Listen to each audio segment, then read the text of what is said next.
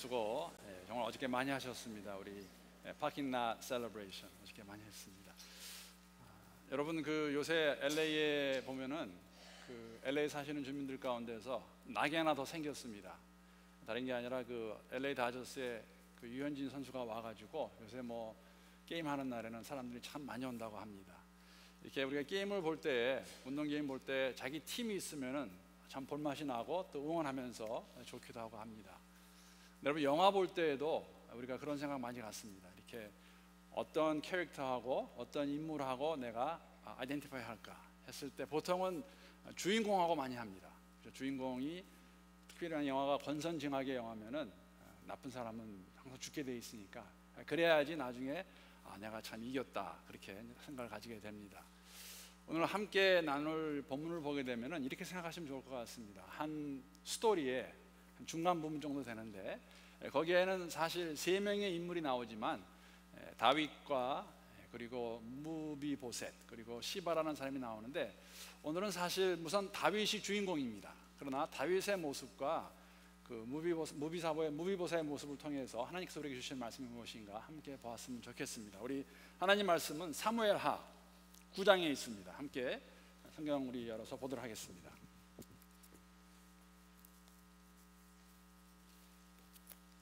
사무엘하 9장 1절부터 13절까지의 말씀 우리 함께 교독하도록 하겠습니다. 제가 1절 말씀 먼저 읽겠습니다. 다윗이 이르되 사울의 집에 아직도 남은 사람이 있느냐 내가 요나단으로 말미암아 그 사람에게 은총을 베풀리라 하니라.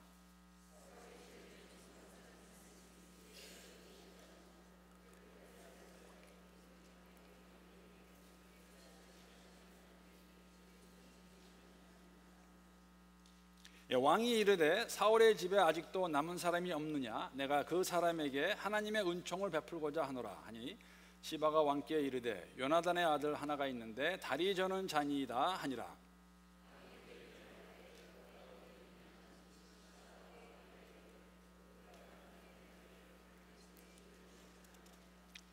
다윗 왕이 사람을 보내어 로드발 암미엘의 아들 마길의 집에서 그를 데려오니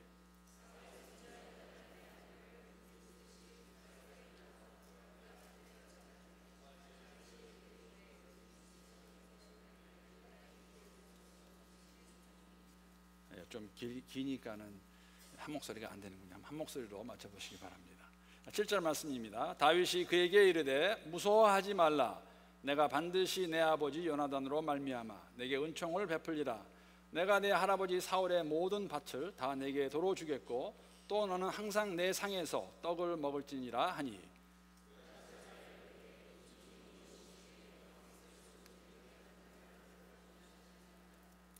왕이 사울의 시종 시바를 불러 그에게 이르되 사울과 그의 온 집에 속한 것은 내가 다 내게 주인의 아들에게 주었노니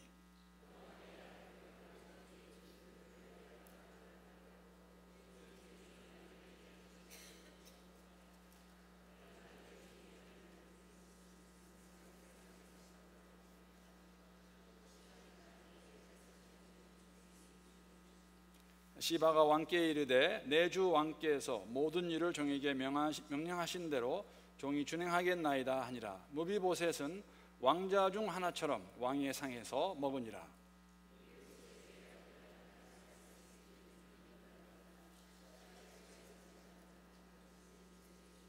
우리 함께 읽겠습니다.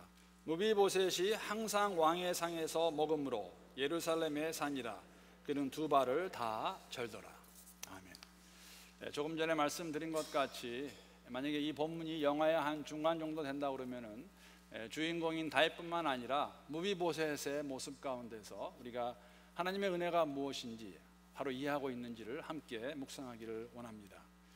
무비보셋은 본문에 나와 있는 것 같이 사울의 손자이고 요나단의 아들입니다. 왕손입니다. 그리고 또 우리가 알 수 있는 것은 무비보셋은 두 발을 저는 신체 장애자입니다. 사실 무비보셋은 태어날 때부터 신체 장애자는 아니었습니다. 길보아산 전투에서 조부였던 사울과 아버지인 요나단이 죽었다는 비보를 들은 그의 유모가 빨리 그를 데리고 피하려다가 실수로 아마 아이를 떨어뜨린 것 같습니다. 그래서 그때부터 사실 무비보셋은 절름발이로 이렇게 사는 삶을 살게 됩니다. 왕손이라는 그 사실 하나만 가지고도 다윗 왕에게 또 다윗의 왕국에게 미움을 받을 수 있고 잘못하면 잡혀 죽을 수 있기 때문에 그 이후로 조부와 부친이 돌아가신 이후로 요단강 동쪽 마길의 집에서 운둔 생활을 하던 자가 무비보셋입니다. 조용하게 사람의 눈에 띄지 않게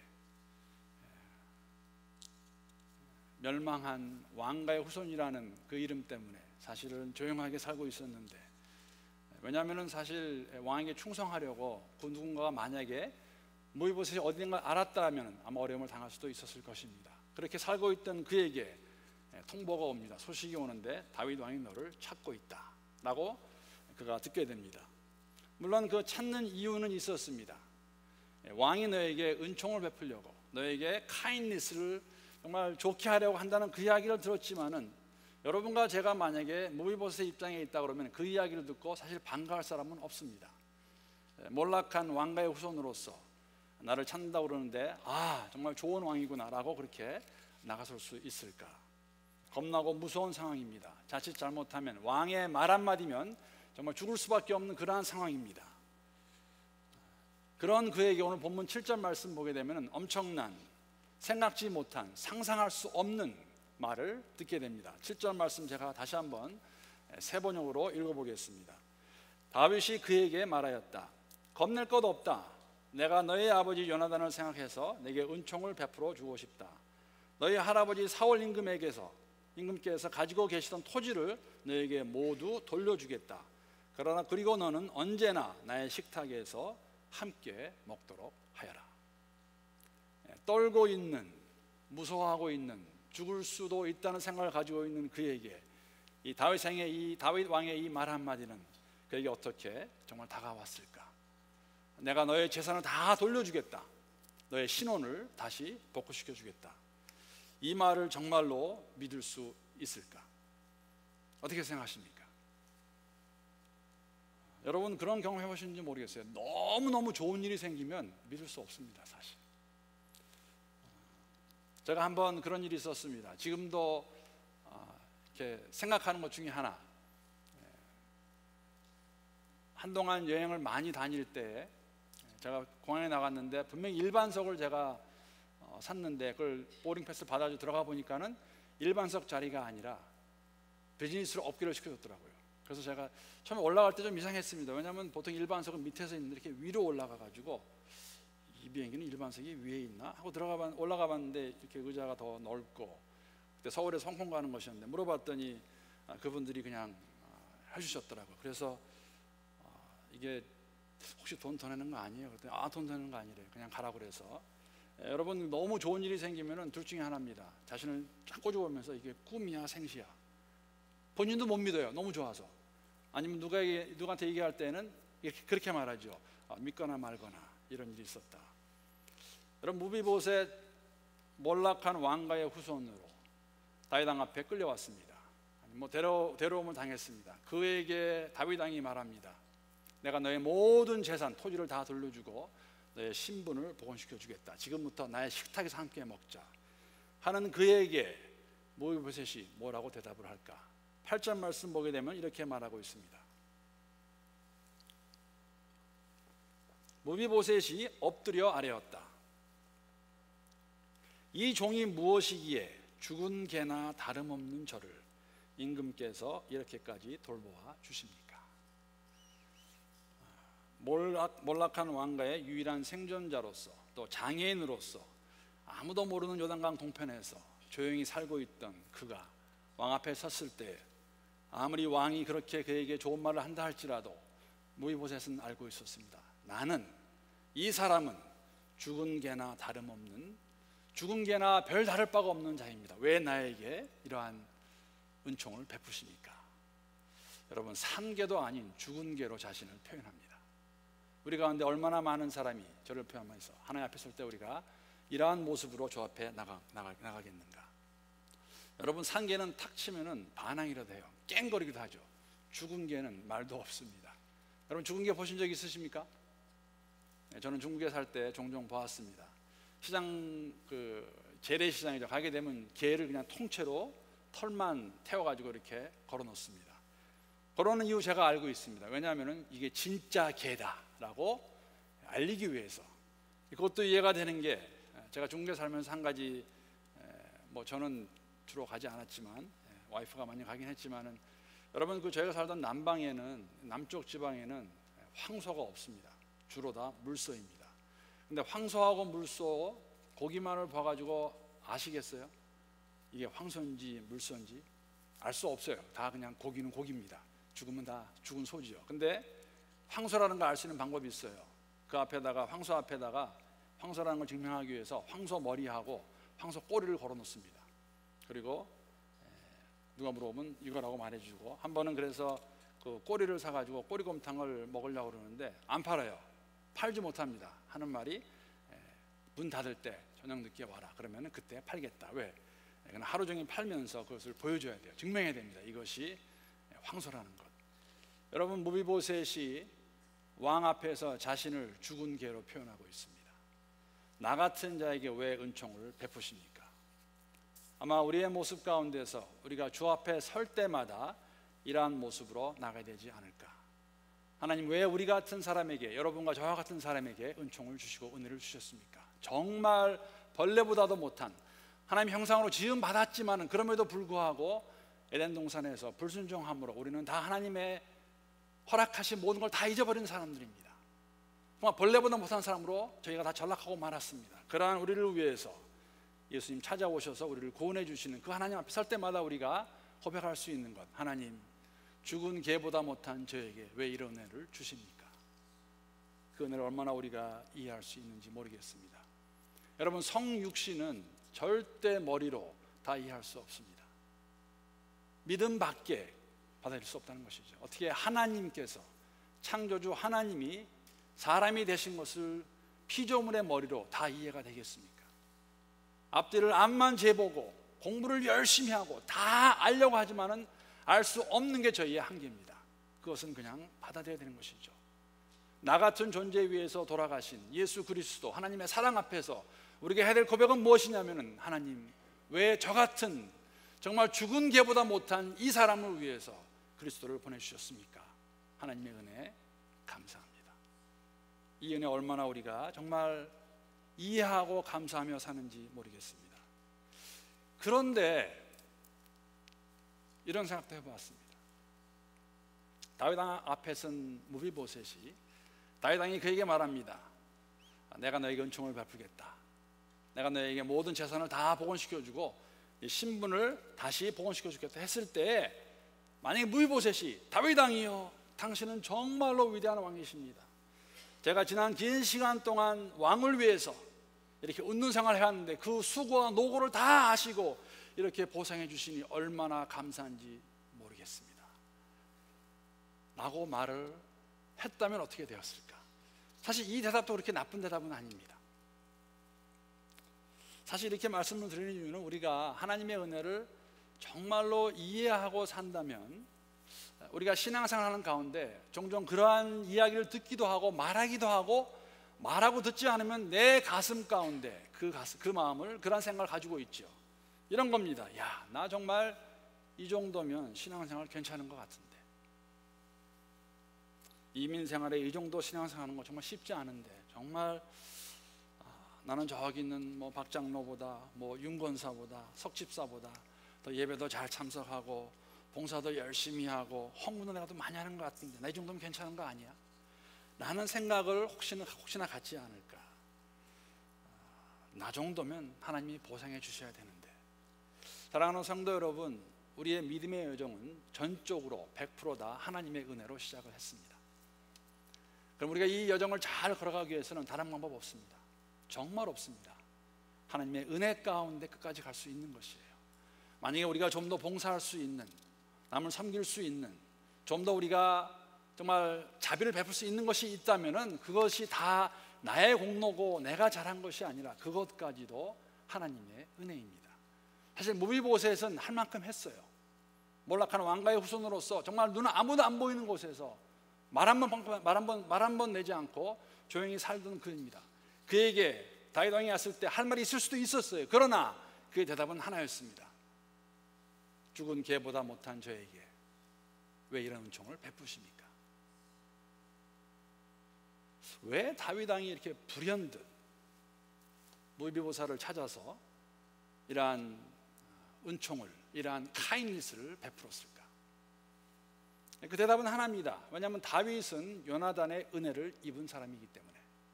사무엘상 20장에 보게 되면 그 내용이 잘 기록되어 있습니다. 20장 1절부터 3절까지의 말씀. 다윗과 요나단의 대화입니다. 사울이 그를 너무너무 죽이기 원할 때에 다윗이 라마 나요스에서 도망하여 요나단에게 이르되 내가 무엇을 하였으며 내 죄악이 무엇이며 내 아버지 앞에서 내 죄가 무엇이기에 그가 내 생명을 찾느냐? 왜 나를 죽이려고 하느냐? 도대체 내 잘못이 무엇이냐? 요나단이 그에게 이르되 결단코 아니라 내가 죽지 아니하리라. 내 아버지께서 크고 작은 일을 내게 알리지 아니하고는 행하지 아니하나니 내 아버지께서 어찌하여 이 일은 내게 숨기리요? 그렇지 아니하리라. 다윗이 또 맹사에 이르되 내가 내게 은혜 받은 줄을 내 아버지께서 밝히 알고. 다윗이 그때까지 사울의 손을 피해 살 수 있었던 이유가 있다면 요나단이 그를 도와줬기 때문에, 그를 감추어 줬기 때문에. 사울이 다윗을 죽이기 원했던 이유는 단 하나입니다. 하나님께서 자신을 버리고 사울을 버리고 다윗을 선택했기 때문에. 요나단도 그것을 알고 있었습니다. 여러분 생각해 보세요. 지금 아버지 사울이 왕입니다. 인간적으로 봤을 때 만약에 아버지 사울이 죽게 되면, 돌아가시게 되면 그 다음 왕권은 자기에게 오게 되는 겁니다. 그 중에 하나, 뭐 다른 왕도 다른 아들이 될 수도 있겠지만, 그래서 사실 만약에 다윗이 죽는다면 그 왕권은 자기한테 올 수 있는 것이에요. 그 왕권을 버려버리고 자기의 목숨까지 걸어가면서 절친이었던, 친구였던 다윗을 위하는 마음, 그 마음을 다윗은 알고 있었고, 그것을 다윗은 내가 그의 은혜를 입었다고 표현하고 있습니다. 은혜를 잊지 않고 있었던 다윗 왕. 요나단이 자기에게 베푼 은혜를 기억하고, 혹시라도 요나단의 가족 가운데 살아있는 자가 있다면 내가 받은 은혜를 갚겠다, 베풀겠다라는 그러한 마음이 그에게 있었습니다. 사랑하는 성도 여러분, 우리가 이러한 다윗의 모습을 통해서 배워야 될 것이 있다면, 깨달아야 될 것이 있다면 은혜를 받는 것 못지않게 중요한 게 있습니다. 더 중요한지도 모르겠습니다. 그것은 은혜를 잃지 않는 것입니다. 우리가 은혜를 잃는 순간에 모든 것이 다 내 공로가 됩니다. 내가 잘해서, 내가 열심히 해서. 아니요, 나의 열심도, 나의 봉사도, 나의 섬김도 다 무엇입니까? 하나님의 은혜입니다. 근데 은혜를 잃지 않는 것보다 더 중요한 게 있어요. 그 받은 은혜에 합당한 삶을 사는 것. 여러분, 지금 다윗은 무비보사를 찾을 이유가 하나도 없습니다. 사울도 죽었고 요나단 죽었고 백성 가운데 군우가 와서 다윗 왕이여, 사울의 자손 가운데서 살아있는 사람이 있으면 이렇게 하십시오 하는 사람 아무도 없어요. 다만 다윗 스스로가 하나님 앞에서 내가 요나단에게 은혜를 받았는데 그 받은 은혜를 내가 갚아야 되지 않느냐 해서 찾아서 데려온 것이 무비보셋입니다. 받는 은혜가 있으면 여러분, 주는 은혜가 있으셔야 돼요. 하나님의 은혜를 경험한 자들이라면 그 하나님의 은혜를 나눌 수 있어야 되는 것이 우리의 삶의 자세라는 것이죠. 무비보셋 같은 사람, 정말 그 사람에게는 생각지 못한, 기대하지 못한, 있을 수 없는 일이 일어난 것입니다. 자기 같은 사람을 누가 찾아서 그렇게 해주겠습니까? 다윗 왕 만난 이후로 무비보셋의 삶은 정말 하루를 기점으로 하루 전과 그날의 삶이 완전히 180도, 그렇죠? 이리로 가다가 이리로 가게 되니까 inside out, upside down, whole being이, whole life situation이 정말 삶 전체가 완전히 바뀌는 그러한 삶이 되는 것이죠. 만약에 누군가가 다윗에게 잘 보이겠다고 찾아서, 시바도 찾았는데 가서 그 다윗 그 부하 중에 하나가 이 무비보셋을 죽일 수도 있었는데 흥미로운 것은 다윗을 만남으로써 사실은 무이보셋은 생명을 얻게 됩니다. 라이프가 개런티가 되는 거예요. 그때부터. 그때까지 삶을 생각해 보세요. 야, 언제 발각될까? 언제 죽을까 하는 그런 마음 갖고 있다가 자기를 죽일 수 있는 그 다윗을 만남으로 그가 삶을, 라이프를 얻게 된다는 것입니다. 죄의 싹은 사망입니다. 그런 하나님의 은사는 그리스도 주 안에 있는 생명, 영생이라고 말하고 있습니다. 우리가 예수 안에서 받은 은혜도 동일하다는 것이죠. 그뿐만 아닙니다. 그에게 평안이 찾아왔습니다. 여러분, 무슨 일을 잘못하고 누구에 쫓긴다든지 그렇게 되면 얼마나 불안한지 아십니까? 무이보셋이 그랬어요. 떨고 있는 그에게 다윗이 뭐라 그럽니까? 떨지 마라, 무서워하지 말라입니다. 아마 그랬을 거예요. 다윗 왕의 말 한마디면 나는 죽고 마는데, 그 상태에서 들은 말은, 다윗에게 들은 말은 무서워하지 말라. 예수가 우리의 허목제물이 되셨습니다. 예수 안에서 우리는 하나님 앞에 담담으로 나갈 수 있는 평안이 있는 것이죠. 언제 어디서든지. 그리고 그에게는 정말 상상할 수 없는 선물 두 가지가 주어지죠. 유산이 주어집니다. 몰락한 왕가의 후손에게 조부가 갖고 있던 모든 땅을 돌려준다는 거 한번 생각해 보셨습니까? 모든 땅이, 모든 소유가 다 그에게 온 것이에요. 하나님의 형상으로 지음을 받았지만은 에덴 동산에서 타락함으로 모든 걸 잃은 우리에게, 아무것도 없는 우리에게 그리스도 예수 안에서 우리는 모든 것을 다 어떻게 됐습니까? 선물로 받았습니다. 우리에게 유산이 주어진 것이죠. 그뿐만 아니라 이제는 도망자가 아니고 몰락한 왕가의 후손이 아니라 다윗의 왕자들과 함께 같은 식탁에서 음식을 먹는 신분이 완전히 누구도 쳐다보지 않던 그러한 자리에서 왕자의 신분으로 변하는 Sons and Daughters of God, 우리가 그런 모습이 있지 않습니까? 하나님 우리에게 놀라운 은혜를 주셔서 예수 안에서 성도라고 우리가 함께 서로 부르고 하나님의 자녀라고 우리가 서로 나눌 수 있는 그러한 삶의 모습, 무비보셋의 모습은 우리의 모습입니다. 다윗이 행했던 그 은혜의 모습은 은혜를 입은 자들이 행해야 되는 모습이죠. 그러면 질문이 무엇입니까? 그러면 왜 우리가 이 은혜를 나누지 못할까?